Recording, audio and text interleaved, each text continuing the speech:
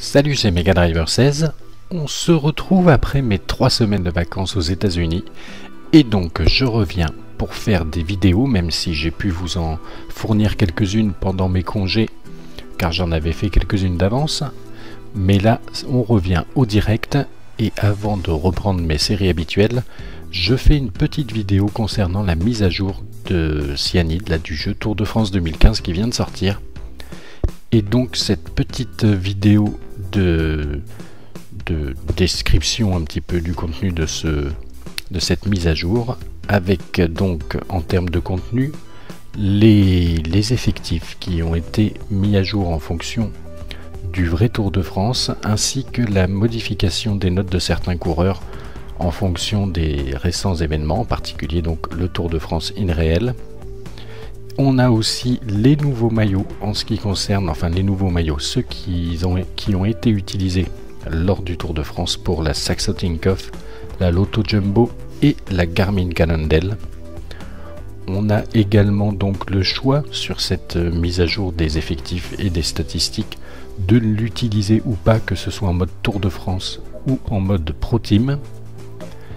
Et on a également, en termes d'évolution du gameplay, une annonce officielle qui a été de baisser le niveau de difficulté de la concurrence quand on est en montagne avec des outsiders, donc hors du Big Four, quoi, du top des 4 fantastiques, avec des coureurs un petit peu moins bons, donc en particulier des grimpeurs argent ou bronze. Et ensuite on a toute une série de corrections de bugs sur lesquelles je reviendrai plus tard dans cette vidéo. Donc on va tout de suite regarder le gros de cette mise à jour, qui est la mise à jour des effectifs et surtout des statistiques. Donc vous voyez, quand on lance un Tour de France, un nouveau Tour de France, on a donc le choix d'utiliser la base de données qu'il y avait avant, celle qu'il y avait par défaut avant la mise à jour, ou alors d'utiliser la composition des équipes et notes des coureurs mise à jour après le véritable Tour de France 2015. Donc on va regarder tout de suite ça, avec en particulier, donc, comme je vous ai annoncé, la mise à jour des maillots qu'ont utilisé la Saxo Tinkoff pour ce Tour de France, également la Lotto Jumbo, et pour finir c'est l'équipe Garmin Cannondale, voilà, avec le nouveau maillot. Et on peut donc commencer justement avec la mise à jour des notes. Je crois que sur la Cannondale il n'y a pas eu vraiment de mise à jour, mais il faut savoir de toute façon qu'en règle générale sur cette mise à jour, ce qui a été énormément augmenté, c'est principalement les pavés pour la majeure partie des favoris. Et donc on a toujours Nibali à 70, mais les autres favoris tels que Froome, Contador, etc. sont aux alentours de 68-69, donc plus d'écart comme il pouvait y avoir avant cette mise à jour. À la Cofidis, simplement à noter que Bouhanni est rétrogradé d'un cran au niveau de sprint, il passe de sprinter or à sprinter argent. Je crois qu'il perd peut-être un point en sprint pur. Il n'est plus qu'à 79, je crois qu'il était à 80 avant. Sinon, rien de particulier. Ethics, sur Ethics, il y a particulièrement Uran qui a donc baissé d'une note en montagne, il est passé de 78 à 79, et surtout Kwiatkowski, enfin surtout, il a augmenté en montagne, il était de 74, il est passé à 75, par contre je crois qu'il a baissé un petit peu en ballon. D'ailleurs il était puncher or, il n'est plus que puncher argent.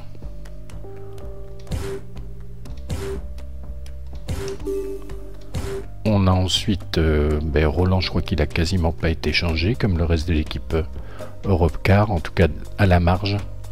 La FDJ, eh bien il n'y a pas eu beaucoup de changements non plus.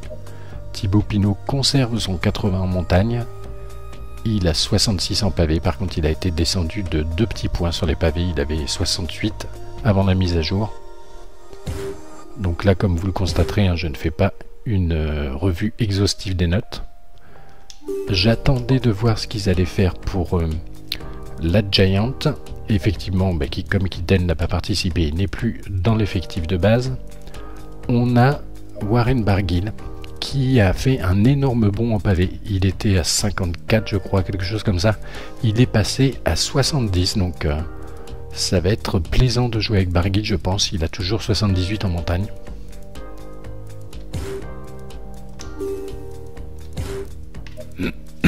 Ensuite, la YAM, la principale nouveauté en termes des effectifs, c'est Mathias Frank qui a un beau 79 en montagne grâce à son top 10 dans le tour InReal. La Katusha, je crois qu'il n'y a pas eu vraiment de changement. Rodriguez, qui a peut-être qu'il a pris un petit peu en vallon, il est toujours puncher or, mais il a toujours 79 en montagne et il a 67 en pavé, comme je vous disais. Les bons coureurs ont repris des forces en pavé pour qu'il y ait moins d'écart sur cette étape de Cambrai et même l'étape d'Arenberg quand on joue en pro team avec l'étape des pavés aussi sur le Tour 2014. Au niveau de la Lamprey, j'ai noté surtout Costa qui a été descendu d'un point en montagne.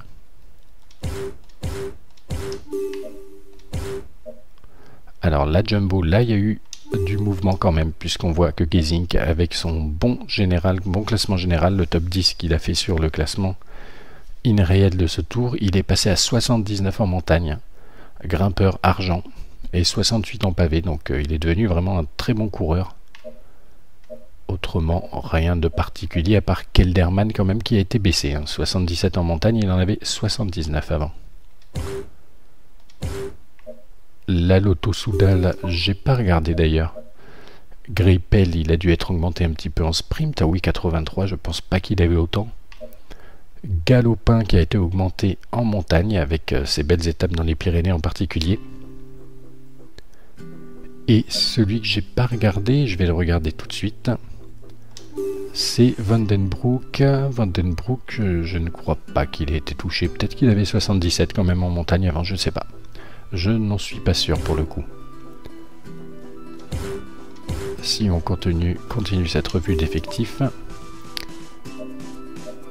ici Mientes qui est passé à 78 en montagne. Les autres, je pense qu'il n'a pas eu beaucoup de changements à part Farrar qui a été baissé encore un petit peu au sprint. Serge Poel aussi, Poel ça a été augmenté en montagne. La Movistar, gros morceau puisque Quintana a toujours son 82 en montagne, il a maintenant 68 en pavé. Un très bon 82 en récupération, je crois qu'il a été augmenté de ce côté-là et c'est normal vu la troisième semaine et particulièrement les Alpes qu'il a fait dans le Tour de France où il était vraiment très frais et il a mis à mal Christopher Froome dans la montagne, dans les Alpes. Et autre grosse nouveauté sur l'équipe Movistar en termes de mise à jour, c'est la Valverde qui augmente de 2 points en montagne, il passe grimpeur or, il a 81 maintenant, il était à 79 avant, et en pavé il passe à 68, alors je crois qu'il était qu'à 66, un truc dans le genre. Donc ça devient vraiment un énorme coureur Valverde après la mise à jour.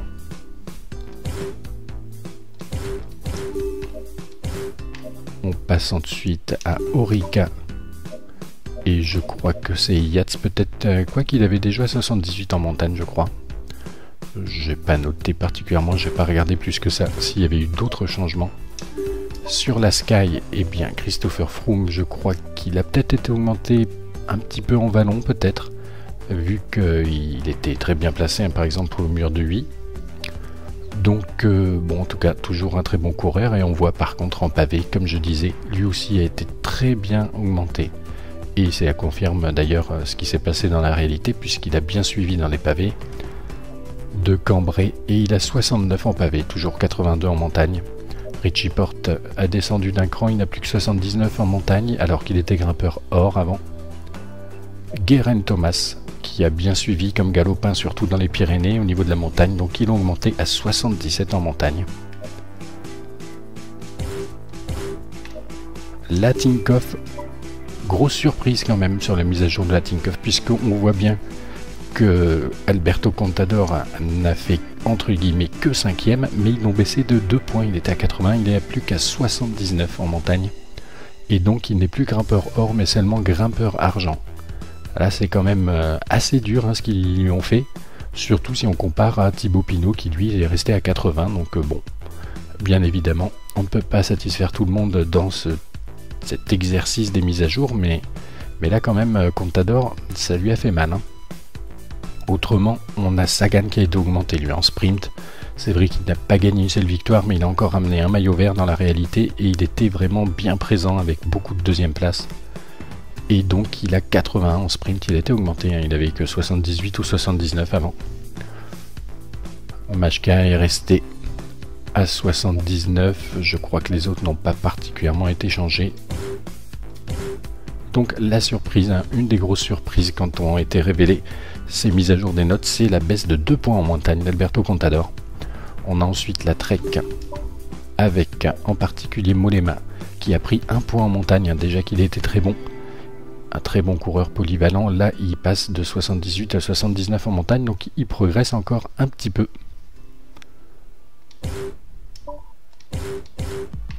AG2R, la mondiale, avec là aussi du changement. Bardet, je n'ai pas compris, un petit peu surpris, il a été baissé d'1 point en montagne, certes, mais quand je compare à Thibaut Pinot dans la réalité, je ne comprends pas pourquoi ils ont laissé 80 en montagne à Thibaut Pinot et mis que 78, même baissé sa note à Bardet en montagne. Bon, lui aussi passe à 68 en pavé, il n'avait que 64 avant.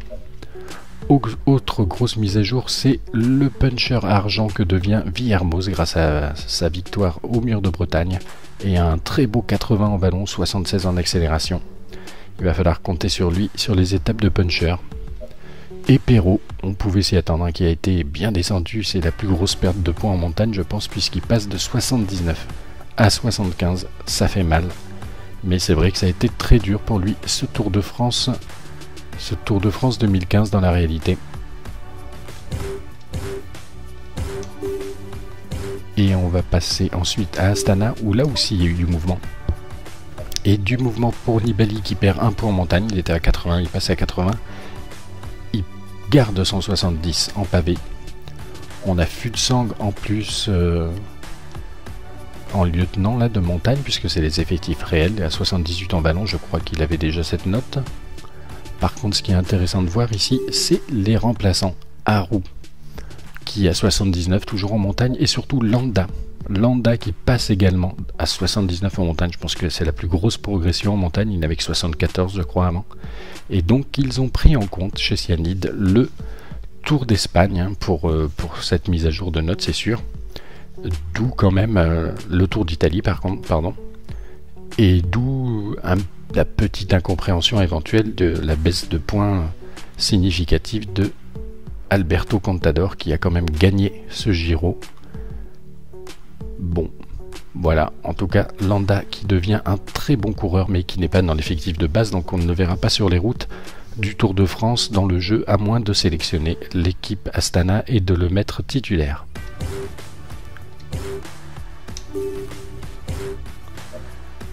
Ensuite, à la BMC. À la BMC, c'est Van Garderen, je crois, qui gagne peut-être un peu en CLM. En contre-la-montre, il avait déjà 79 en montagne, donc je ne sais pas trop. Denis qui a été un peu augmenté aussi en contre-la-montre.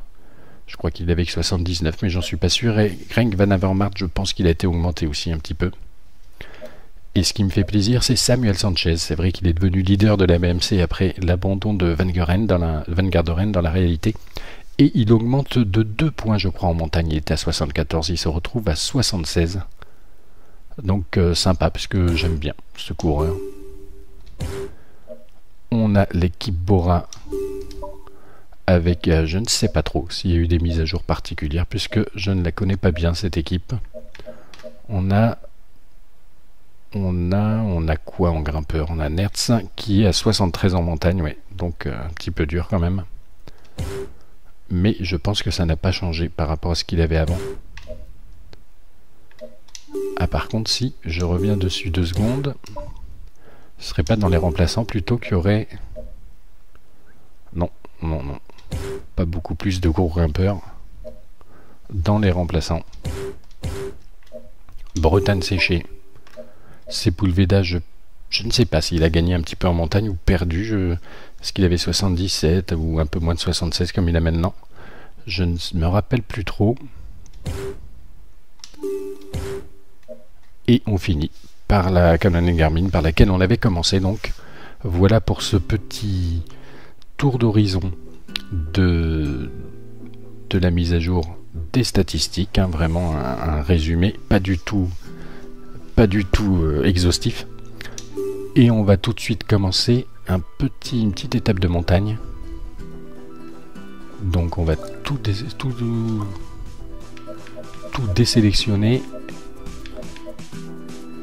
et commencer directement par la Pierre Saint-Martin que je vais sélectionner. Pocautré. Allez, j'en sélectionne. Alors, je me suis trompé, c'est pas comme ça qu'on fait la Pierre Saint-Martin, donc on sélectionne, voilà, avec le X en ce qui me concerne pour la Xbox One. Et on va tout de suite commencer avec donc la correction qu'on peut voir effectivement, comme il l'avait annoncé parmi les corrections.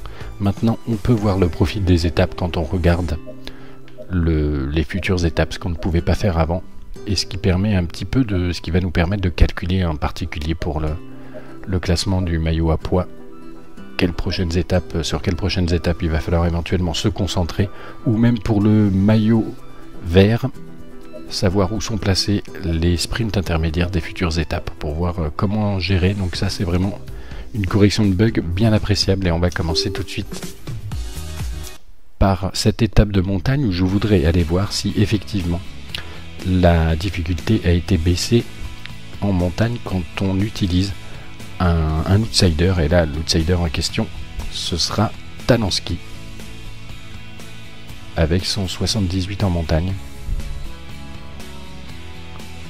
Et ce qu'on va aussi pouvoir constater, c'est dans les corrections de bugs, ils indiquent que normalement le braquet ne change pas quand on est avec l'oreillette ouverte, ce qui nous pénalisait quand même assez régulièrement dans l'ancienne version. Donc ça, on va pouvoir le constater, et on va aussi, j'espère, pouvoir constater la possibilité qu'ils annoncent de pouvoir mettre en pause quand on a le menu oreillette ouvert. Ah ben Talansky il n'est pas très fort, je vais peut-être utiliser plutôt Dan Martin qui est aussi à 78.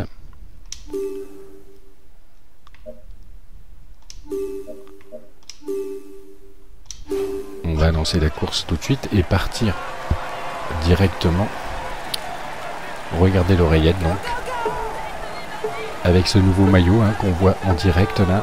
Bonjour et bienvenue à tous. Aujourd'hui, on peut voir aussi à droite le nouveau maillot de la Saxo Tinkoff à l'œuvre. Et donc si je mets l'oreillette, est-ce que je peux faire pause? Donc je peux faire pause.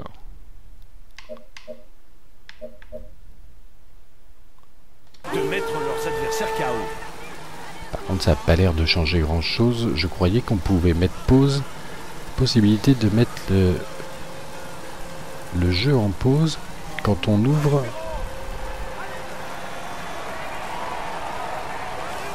D'accord, en fait, il fallait le faire dans le menu, je crois. On va regarder ça tout de suite.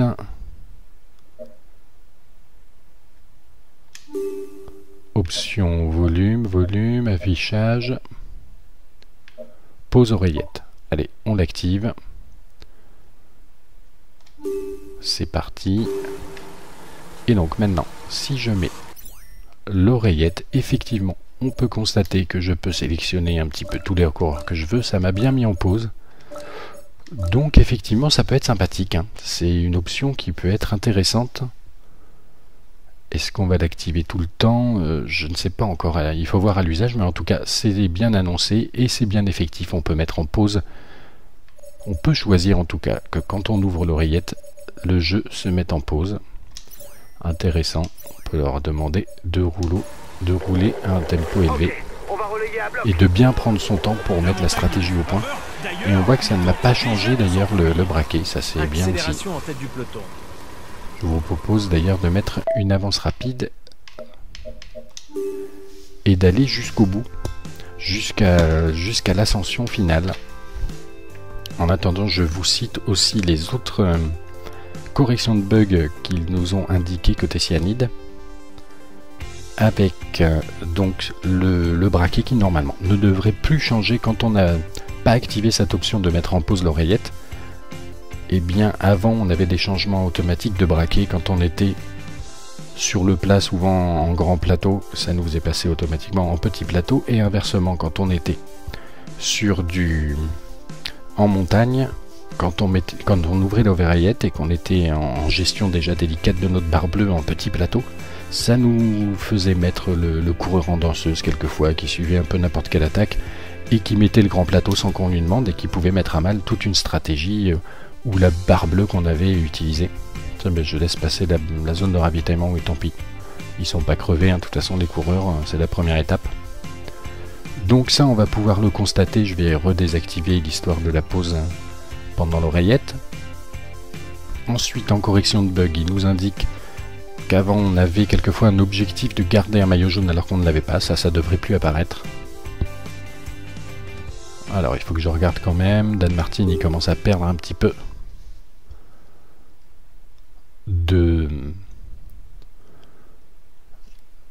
d'énergie, donc c'est le moment de le reprendre. Ensuite en correction de bug, donc je reviens dessus, ils disent qu'ils ont corrigé aussi les rares cas où il n'y avait pas d'objectif d'étape pour les étapes de vallon en particulier. Donc là ça reprend, mais effectivement avec l'oreillette ouverte, donc Le peloton roule fort, restez bien placés. Donc en pause, effectivement, on peut le constater. Ensuite, je continue ma liste de bugs qu'ils ont corrigés. On ne perd plus le contrôle du coureur quand on avait, quand on mettait la target. Alors là, j'ai pas bien compris d'ailleurs celui-là. Losing control of rider if fast forward is triggered when Tincom is open. Fast forward is triggered, d'accord, bon, pourquoi pas. Celui-là, je le découvrirai un peu plus tard. Les profils de stage qui ne s'affichaient pas pour les futures étapes, et même maintenant, on a constaté que c'était bon. Et le principal, je suis content de l'annoncer puisque je l'avais montré dans une vidéo, le bug du Pro Team n'y est plus. Et maintenant, effectivement, on n'aura plus l'option... l'objectif d'avoir regagné le critérium international quand on finira dans le top 20 du Dauphiné. C'est fini le bug que j'avais pu constater et que j'avais eu lors de mon Pro Team saison 3 avec la Mega Driver Cycling Team. Donc c'est pas mal. Et c'était vraiment le bug qui m'avait fait pester à l'époque, j'avais même titré une vidéo là-dessus. Donc ben voilà, c'était bien un bug, hein. Donc maintenant, je pense que d'ailleurs, on n'aura peut-être pas les mêmes coureurs disponibles. En tout cas, on n'aura certainement pas l'objectif de remporter le critérium qui sera rempli quand on fera un top 20 dans le Dauphiné. Voilà, ça c'est vraiment très bien comme nouvelle. Maintenant, avec cette mise à jour, je dois dire que je ne sais pas trop comment je vais gérer, autant pour les tours classiques, les tours 2015. Ben, je vais continuer ceux qui sont en cours. Pour le coup, j'en ai qu'un, c'est celui avec Etix, avec mon optique de gagner un maximum de victoires d'étape. Et après ce tour que je finirai, donc je jouerai plus qu'avec les nouveaux effectifs, je pense, et les nouvelles notes. Par contre, c'est pour les Pro Teams, hein, j'ai 2 séries en cours avec les anciens effectifs et surtout les anciennes notes. Donc j'ai pas envie de les abandonner comme ça. Alors la Mega Driver Cycling Team, je voulais prendre des Français, je vais même en objectif de prendre Perrault qui est très bien noté avant la mise à jour. Donc je pense que je continuerai quand même, hein, je sais pas trop. Et puis celle que je vous ai fait découvrir pendant mes vacances, la Pro Team Heroes, où je comptais prendre Valverde, mais le Valverde ancienne version qui était déjà très fort, mais pas aussi fort que maintenant, donc je sais pas, on va voir un petit peu. Donc là, l'ascension a commencé, on est à 15 km de l'arrivée, je suis avec Daniel Martin, qu'on peut considérer comme un outsider, et donc on va voir ce qui est annoncé effectivement. Il est plus facile de bien figurer dans des étapes de montagne avec des outsiders suite à cette mise à jour, comme annoncé par Cyanide. Donc là déjà, je vais mettre l'oreillette. Alors je vais pas mettre l'oreillette, je vais d'abord désactiver Cette option pose oreillette. Ah non. Et je vais la mettre pour voir qu'ils m'ont passé en grand plateau. Donc je suis surpris. Normalement ça ne devait pas le faire.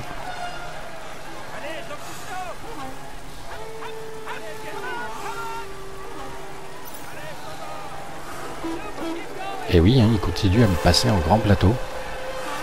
Pourtant il me semble bien que c'était une option qui était quand même une évolution dont ils avaient parlé. Hein. Effectivement, gears automatically change to high gear when closing teamcom. Si je le traduis bien, on n'a pas exactement ce qu'on veut. Quoi qu'il parle de quand on ferme l'oreillette. Quand je mets l'oreillette, ils me mettent directement en grand plateau. C'est vraiment pas ce que je veux quand on veut préserver de la barre bleue. C'est pas bon du tout cette histoire. Toujours est-il que là, on va voir un petit peu le comportement des autres coureurs, en particulier Contador qui devrait avoir un petit peu plus de mal donc sur cette étape de montagne, vu qu'il a été baissé. Et bien justement quand j'en parle, il y a quelqu'un qui crie son nom dans le public.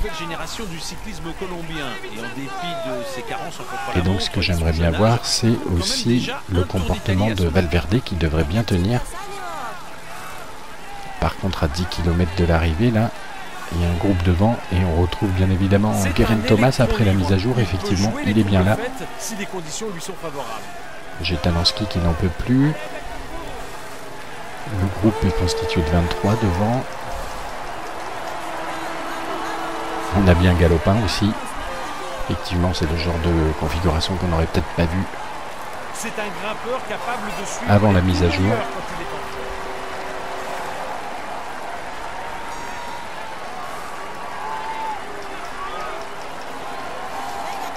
Encore 10 km à parcourir pour la tête de course. Et là, ils me prennent pas mal de temps, hein, le groupe de 22. Moi, je suis dans le groupe 3 en plus. Bon, ils sont pas très loin, ils sont à 200 mètres. Hein, mais voilà. Attention, ça attaque. Ils se calment un petit peu, peut-être. Qui attaque? Oui, Alberto Costa, d'accord. Rogers qui craque. Coéquipier, Walter Poels. Coéquipier de Froome. On a Anacona aussi. Mais il y a quand même encore un très beau groupe là devant. On voit effectivement que les outsiders sont peut-être mieux armés pour batailler un peu sur les étapes de montagne. Je vais réessayer quand même le coup de l'oreillette. Ah, là ça me fait pas passer en grand plateau. C'est peut-être que le rythme était vraiment élevé tout à l'heure, mais quand même le bug, on peut pas dire qu'il soit corrigé à 100%. Ou alors il parlait que cette fermeture d'oreillette qui nous faisait parfois passer en grand plateau. Mais ce qu'on voudrait principalement, c'est que quand on ouvre l'oreillette, notre coureur reste sur le plateau sur lequel on l'avait mis quand on a ouvert avant d'ouvrir l'oreillette. Et pas qu'il prenne des décisions de changer de rythme ou de braquer sans qu'on lui ait rien demandé pendant qu'on traficote notre oreillette. Donc mitigé quand même sur ce point, sur ce bug pas vraiment corrigé. On va se concentrer avec le groupe de 10 là. Ça s'est bien réduit à l'avant. À 7,5 km de l'arrivée.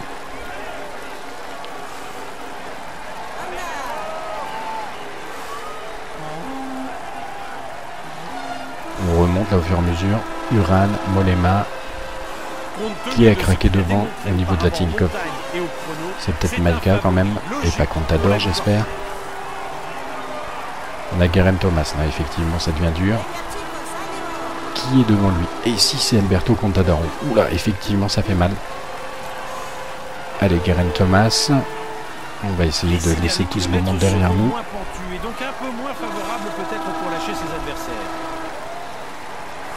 Un petit coup de danseuse avec Daniel Martin, profiter de son punch dans ce virage. Ouais, voilà, ça a bien laissé les adversaires sur place derrière.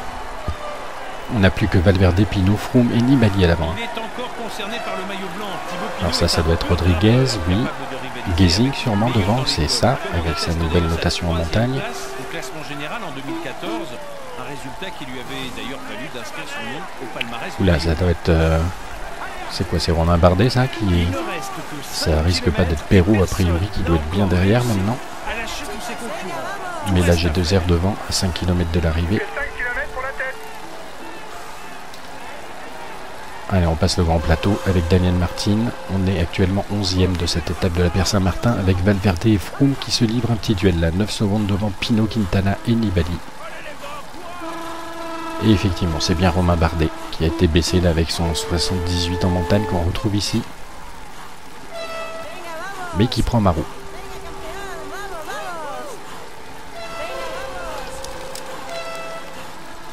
On va prendre le ravitaillement et remonter sur un coureur qui était peut-être en échappée. Ah non, ça doit être Mathias Franck. Voilà, effectivement. On les voit, on les remonte au fur et à mesure. Les coureurs qui ont été augmentés en montagne.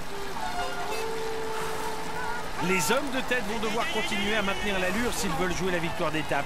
Et là, on revient donc sur Richie Porte, Roland et Van Garderen. À 2,6 km de l'arrivée. D'ailleurs, je vais passer le grand plateau. On va pas pouvoir aller jouer la gagne, hein, c'est sûr. Mais par contre, il n'y aurait peut-être pas trop d'écart. L'échappée est à 1 km de la ligne d'arrivée. L'échappée, voilà le duel Froome-Valverde, effectivement.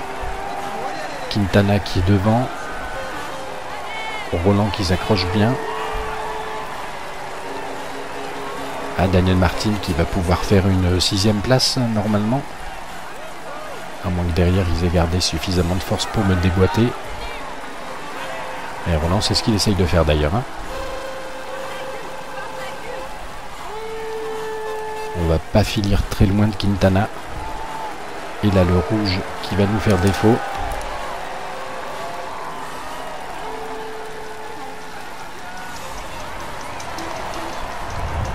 Et on va pouvoir décrocher cette 6e place donc avec Daniel Martin et surtout regarder à combien d'écart on est.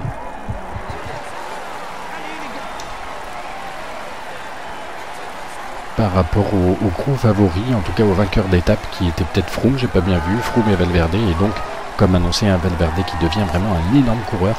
Bon, cette étape de la Pierre Saint-Martin est la première que je fais avec la mise à jour, c'est pas forcément représentatif, hein. Quintana n'avait pas l'air quand même trop loin derrière, j'espère qu'il sera mieux géré par l'IA que ce qu'il était avant, avec sa belle augmentation de la récup. Et donc, on a bien Christopher Froome qui s'impose. 8 secondes devant Valverde, 40 secondes devant Pinot, Nibali 55, une 30 quand même, hein, qui perd Quintana. Et Daniel Martin 6ème à 1,52, ça fait quand même des écarts. Hein. On retrouve donc des coureurs qui ont été améliorés. Mathias Franck, Gazing, Thomas et Contador qui perd cher, hein, 3 minutes 30. Barguil avec lui. Donc voilà, c'était la petite revue, peut-être non exhaustive, mais en tout cas, le détail quand même de ce que j'ai retenu de cette mise à jour effectuée par Cyanide sur le jeu Tour de France 2015 avec toutes les questions que ça engendre pour moi sur mes pro teams, les passés, les présents, les à venir. On va voir ça, mais ça c'est une autre histoire. A plus tard.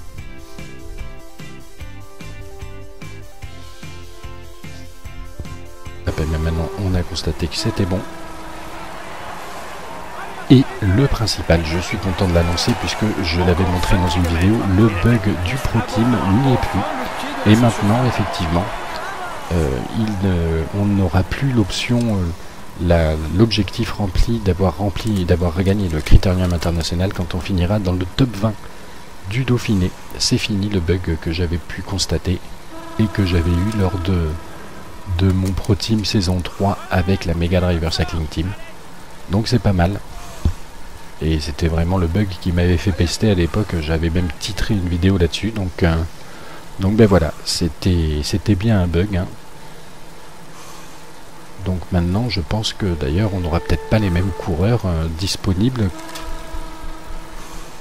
En tout cas, on n'aura certainement pas l'objectif de remporter le Critérium qui sera rempli quand on fera un top 20 dans le Dauphiné. Voilà, ça c'est vraiment très bien comme nouvelle. Maintenant, avec cette mise à jour, je dois dire que je ne sais pas trop comment je vais gérer, autant pour les tours classiques, les tours 2015. Ben, je vais continuer ceux qui sont en cours. Pour le coup, j'en ai qu'un, c'est celui avec Ethics, avec mon optique de gagner un maximum de victoires d'étape. Et après ce tour que je finirai, donc, je jouerai plus qu'avec les nouveaux effectifs, je pense, et les nouvelles notes. Par contre, c'est pour les pro teams, hein, j'ai 2 séries en cours avec les anciens effectifs et surtout les anciennes notes. Donc, j'ai pas envie de les abandonner comme ça. Alors, la Mega Driver Cycling Team, je voulais prendre des Français. Je vais même en objectif de prendre Pérou, qui est très bien noté avant la mise à jour. Donc, je pense que je continuerai quand même. Hein, je sais pas trop. Et puis, celle que je vous ai fait découvrir pendant mes vacances, la Pro Team Heroes, où je comptais prendre Valverde. Mais le Valverde ancienne version, qui était déjà très fort, mais pas aussi fort que maintenant. Donc je sais pas. On va voir un petit peu. Donc là, l'ascension a commencé. On est à 15 km de l'arrivée. Je suis avec Daniel Martin, qu'on peut considérer comme un outsider. Et donc, on va voir ce qui est annoncé, effectivement.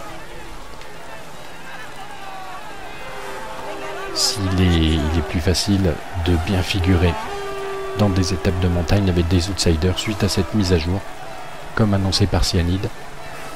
Donc là déjà, je vais mettre l'oreillette. Non, je vais pas mettre l'oreillette, je vais d'abord désactiver cette option pose oreillette. Ah non. Et je vais la mettre pour voir qu'ils m'ont passé en grand plateau. Donc je suis surpris. Normalement ça ne devait pas le faire.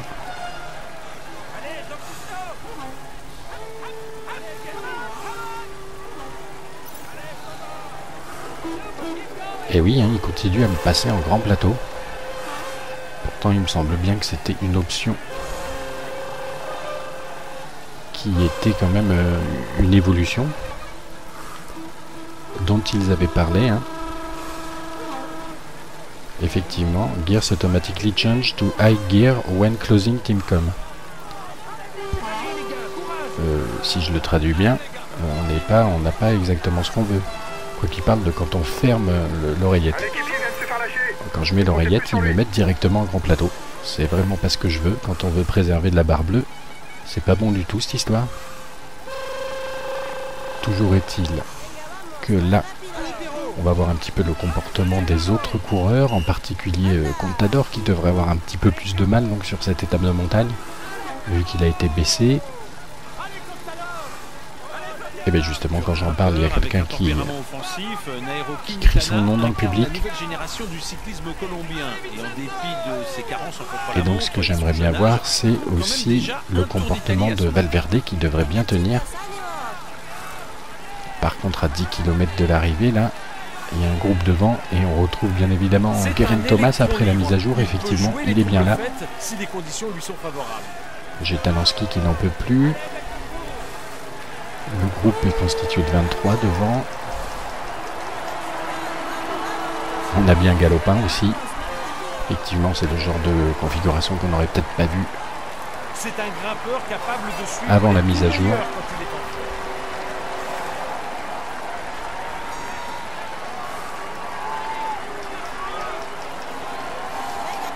Encore 10 km à parcourir pour la tête de peloton. Et là, ils me prennent pas mal de temps, hein, le groupe de 22. Moi, je suis dans le groupe 3 en plus. Bon, ils sont pas très loin, ils sont à 200 mètres. Hein, mais voilà. Attention, ça attaque. Ils se calment un petit peu, peut-être. Qui attaque? Oui, Alberto Costa, d'accord. Rogers qui craque. Coéquipier, là, Walter Poels. Coéquipier de Froome. On a Anacona aussi. Mais il y a quand même encore un trait baissé en montagne quand on utilise un outsider. Et là, l'outsider en question, ce sera Talanski. Avec son 78 en montagne. Et ce qu'on va aussi pouvoir constater, c'est dans les corrections de bugs, ils indiquent que normalement le braquet ne change pas quand on est avec l'oreillette ouverte, ce qui nous pénalisait quand même assez régulièrement dans l'ancienne version. Donc ça, on va pouvoir le constater, et on va aussi, j'espère, pouvoir constater la possibilité qu'ils annoncent de pouvoir mettre en pause quand on a le menu oreillette ouvert. Ah ben Talanski, il n'est pas très fort. Je vais peut-être utiliser plutôt... Ouais, plutôt Dan Martin, qui est aussi à 78.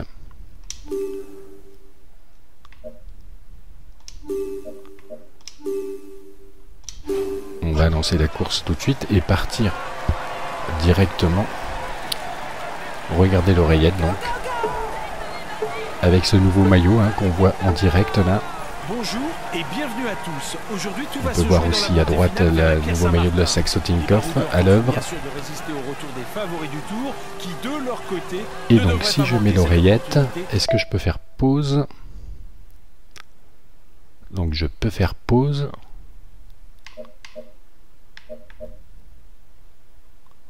De mettre leurs adversaires KO. Par contre, ça n'a pas l'air de changer grand chose. Je croyais qu'on pouvait mettre pause. Possibilité de mettre le jeu en pause quand on ouvre.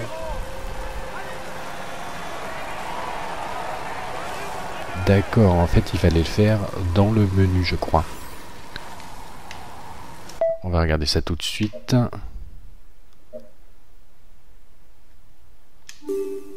Option volume, volume, affichage. Pause oreillette. Allez, on l'active. C'est parti. Et donc maintenant, si je mets l'oreillette, effectivement, on peut constater que je peux sélectionner un petit peu tous les coureurs que je veux. Ça m'a bien mis en pause. Donc effectivement, ça peut être sympathique. C'est une option qui peut être intéressante. Est-ce qu'on va l'activer tout le temps? Je ne sais pas encore. Il faut voir à l'usage, mais en tout cas, c'est bien annoncé et c'est bien effectif. On peut mettre en pause. On peut choisir en tout cas que quand on ouvre l'oreillette, le jeu se met en pause.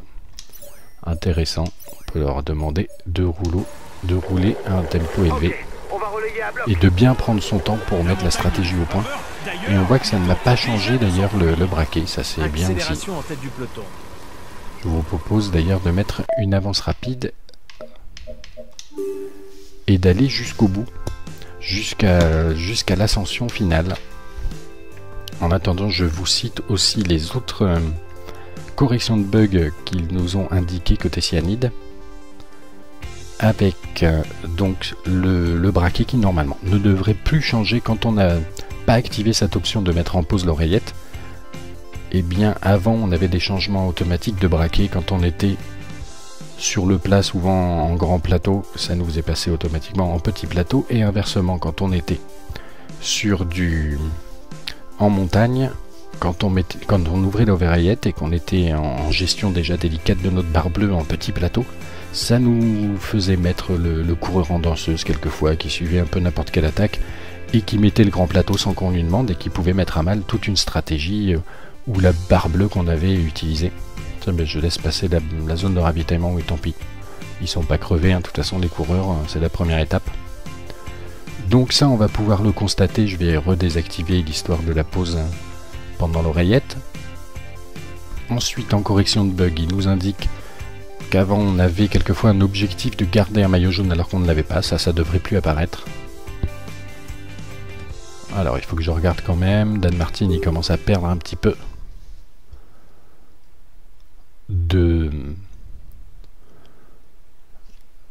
d'énergie, donc c'est le moment de le reprendre.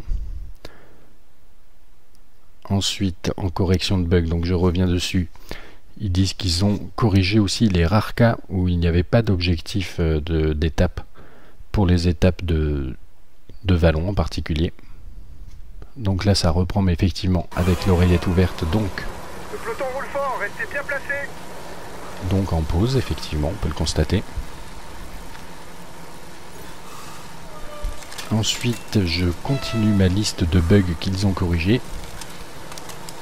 On ne perd plus le contrôle du coureur quand on mettait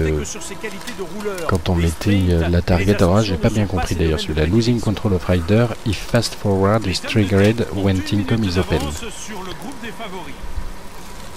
Fast forward is triggered, d'accord, bon, pourquoi pas. Celui-là, je le découvrirai un peu plus tard. Les profils de stage qui ne s'affichaient pas pour les futures étapes, un petit peu surpris. Il a été baissé d'un point en montagne, certes, mais quand je compare à Thibaut Pinot dans la réalité, je ne comprends pas pourquoi ils ont laissé 80 en montagne à Thibaut Pinot et mis que 78, même baissé sa note à Bardet en montagne. Bon, lui aussi passe à 68 en pavé, il n'avait que 64 avant. Autre grosse mise à jour, c'est le puncher argent que devient Villermoz grâce à sa victoire au Mur de Bretagne et un très beau 80 en ballon, 76 en accélération. Il va falloir compter sur lui sur les étapes de puncher. Et Perrault, on pouvait s'y attendre, qui a été bien descendu, c'est la plus grosse perte de points en montagne je pense, puisqu'il passe de 79 à 75, ça fait mal. Mais c'est vrai que ça a été très dur pour lui ce Tour de France 2015 dans la réalité. Et on va passer ensuite à Astana, où là aussi il y a eu du mouvement. Et du mouvement pour Nibali qui perd un point en montagne, il était à 80, il passe à 80. Il garde 170 en pavé. On a Futsang en plus en lieutenant là de montagne, puisque c'est les effectifs réels. À 78 en ballon, je crois qu'il avait déjà cette note. Par contre, ce qui est intéressant de voir ici, c'est les remplaçants. Haru, qui a 79, toujours en montagne, et surtout Landa. Landa qui passe également à 79 en montagne. Je pense que c'est la plus grosse progression en montagne. Il n'avait que 74, je crois, avant.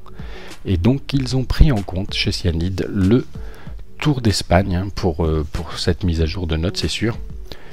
D'où quand même le Tour d'Italie, pardon. Et d'où la petite incompréhension éventuelle de la baisse de points significative de Alberto Contador, qui a quand même gagné ce Giro.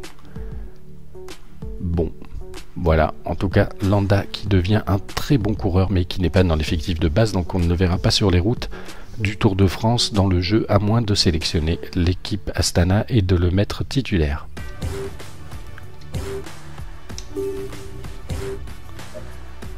Ensuite, à la BMC.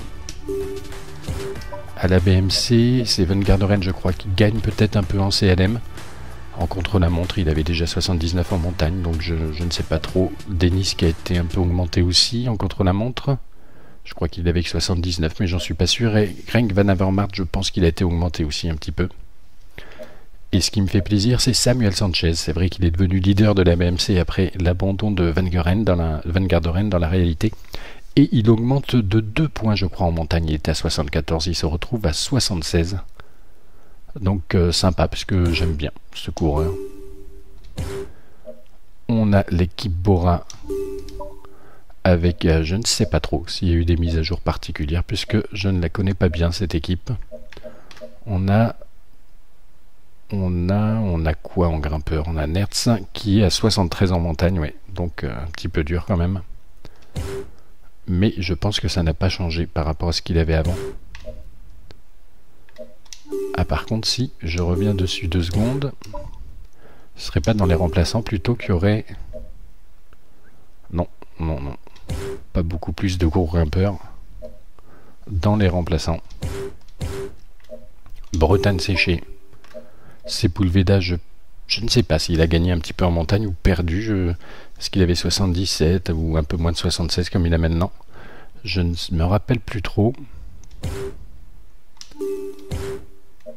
Et on finit par la Canyon Garmin par laquelle on avait commencé. Donc voilà pour ce petit tour d'horizon de la mise à jour des statistiques, hein, vraiment un résumé pas du tout exhaustif.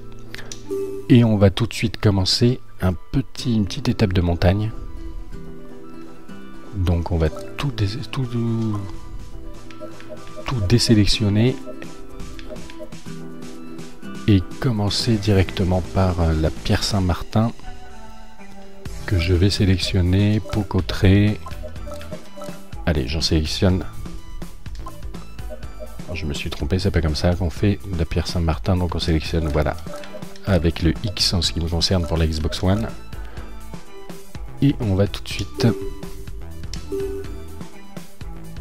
commencer avec donc la correction qu'on peut voir effectivement, comme il l'avait annoncé parmi les corrections. Maintenant, on peut voir le profil des étapes quand on regarde les futures étapes, ce qu'on ne pouvait pas faire avant, et ce qui permet un petit peu de, ce qui va nous permettre de calculer en particulier pour le classement du maillot à pois, sur quelles prochaines étapes il va falloir éventuellement se concentrer, ou même pour le maillot vert, savoir où sont placés les sprints intermédiaires des futures étapes pour voir comment gérer. Donc ça, c'est vraiment une correction de bug bien appréciable, et on va commencer tout de suite par cette étape de montagne où je voudrais aller voir si effectivement la difficulté a été... Salut, c'est Mega Driver 16. On se retrouve après mes 3 semaines de vacances aux États-Unis, et donc je reviens pour faire des vidéos, même si j'ai pu vous en fournir quelques-unes pendant mes congés, car j'en avais fait quelques-unes d'avance. Mais là, on revient au direct, et avant de reprendre mes séries habituelles, je fais une petite vidéo concernant la mise à jour de Cyanide, là, du jeu Tour de France 2015 qui vient de sortir.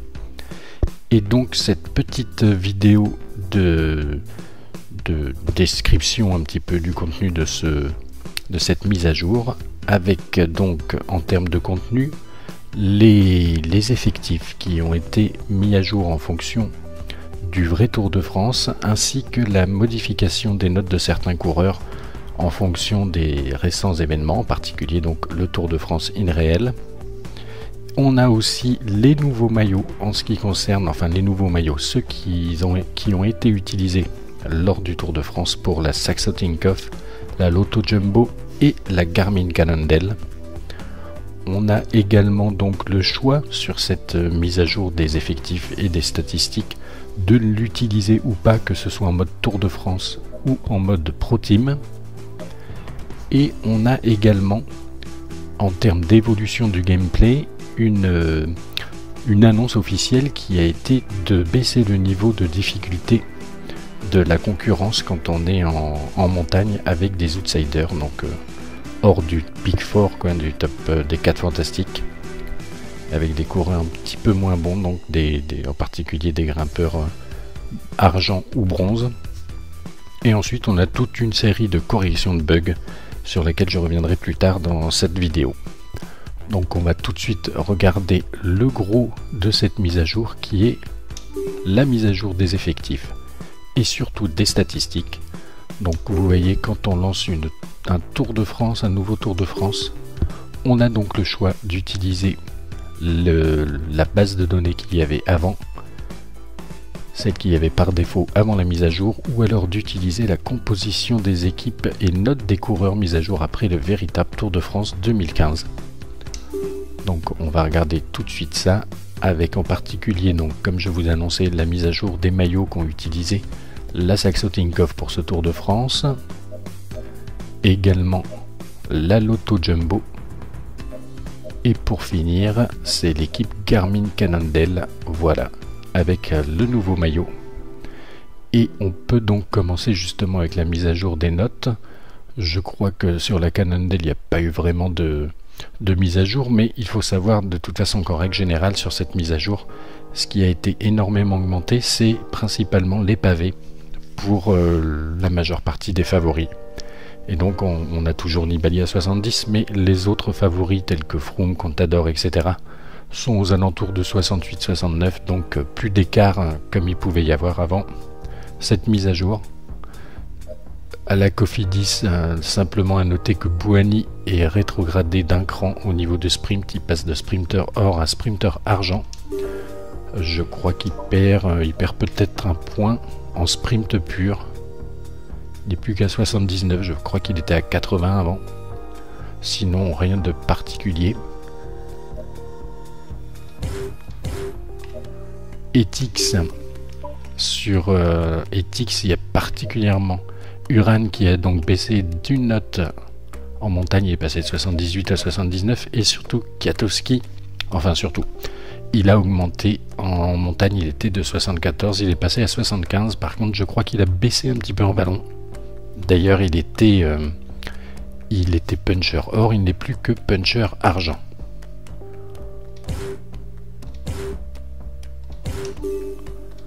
On a ensuite Roland, je crois qu'il a quasiment pas été changé, comme le reste de l'équipe Europcar, en tout cas à la marge. La FDJ, eh bien il n'y a pas eu beaucoup de changements non plus. Thibaut Pinot conserve son 80 en montagne. Il a 66 en pavé, par contre il a été descendu de 2 petits points sur les pavés, il avait 68 avant la mise à jour. Donc là, comme vous le constaterez, hein, je ne fais pas une revue exhaustive des notes. J'attendais de voir ce qu'ils allaient faire pour la Giant. Effectivement, comme Kitten n'a pas participé, il n'est plus dans l'effectif de base. On a Warren Barguil qui a fait un énorme bond en pavé. Il était à 54, je crois, quelque chose comme ça. Il est passé à 70, donc ça va être plaisant de jouer avec Barguil, je pense. Il a toujours 78 en montagne.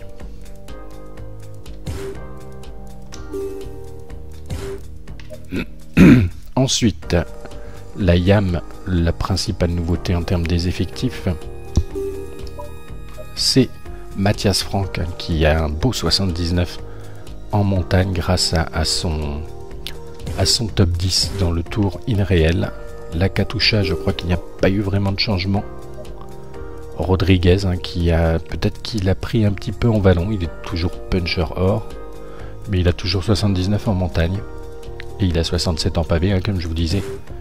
Les bons coureurs ont repris des forces en pavé pour qu'il y ait moins d'écart sur cette étape de Cambrai et même l'étape d'Arenberg quand on joue en pro team avec l'étape des pavés aussi sur le Tour 2014.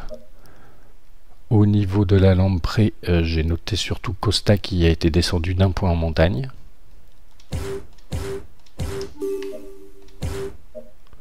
Alors la Jumbo, là il y a eu du mouvement quand même, puisqu'on voit que Gesink, avec son bon classement général, le top 10 qu'il a fait sur le classement InReal de ce tour, il est passé à 79 en montagne, grimpeur argent, et 68 en pavé, donc il est devenu vraiment un très bon coureur.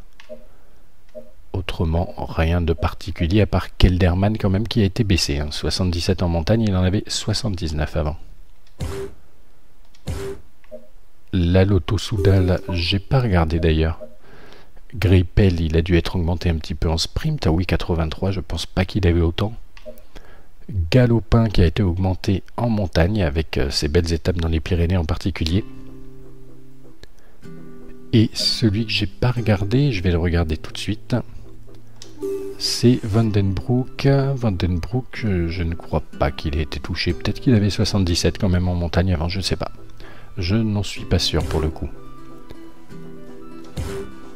Si on continue cette revue d'effectifs. Ici, Mientes qui est passé à 78 en montagne. Les autres, je pense qu'il n'a pas eu beaucoup de changements à part Farrar qui a été baissé encore un petit peu au sprint.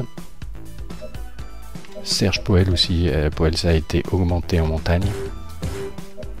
La Movistar, gros morceau puisque Quintana a toujours son 82 en montagne, il a maintenant 68 en pavé.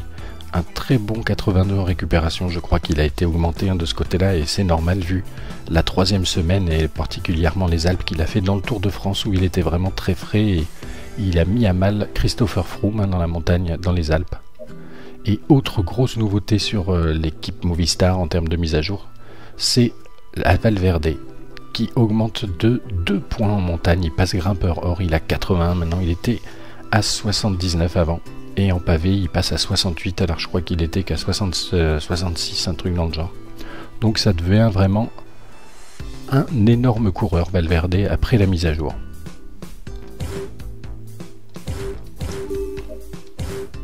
On passe ensuite à Orica.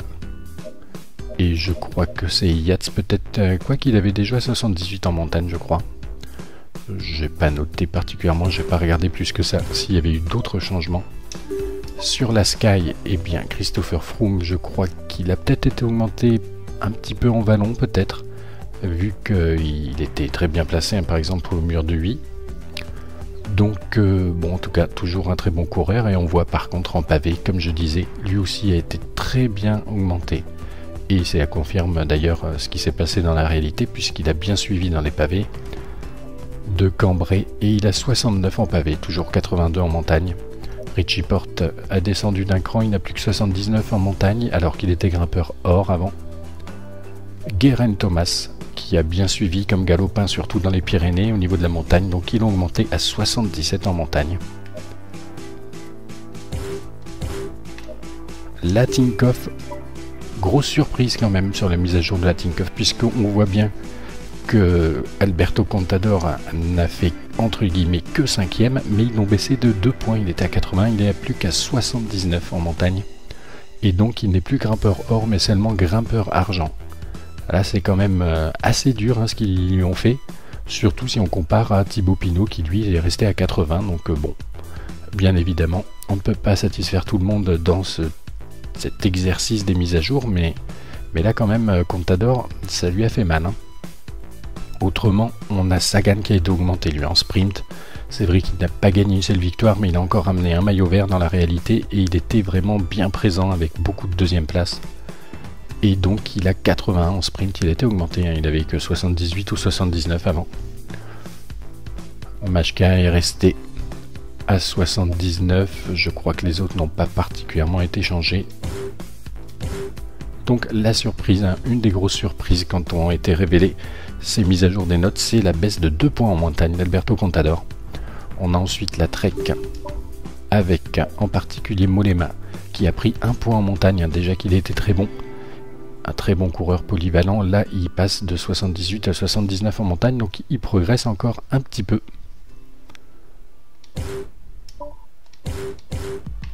AG2R la mondiale avec là aussi du changement. Bardet, je n'ai pas compris.